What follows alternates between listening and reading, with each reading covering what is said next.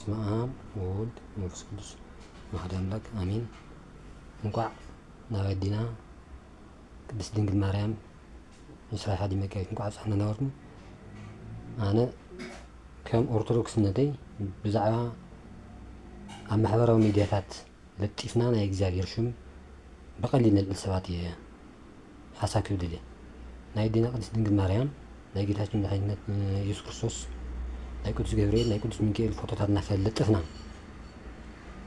ላይክ ሼር ገበርዎ ብማርያም ብገብርኤል እዙይ ኮፕሊንግ ለይገብር ወይ ድማ ሼር ለይገብር ላይክ ለይገብር ክርስቲያን ኣይኮነን። ገለ እናበልና ንቐልድ ሰባት ዝነገር እዙይ ናብ ሃይማኖት ቅርብ ዝበልና ሰባት ትንገድፎ እስኪ እንታይ ከም ንልናስ ብደንቢ ነዳምፆ ከማይ ሓሳብ ዝህብ ሰብ እውን ኣይስኣን።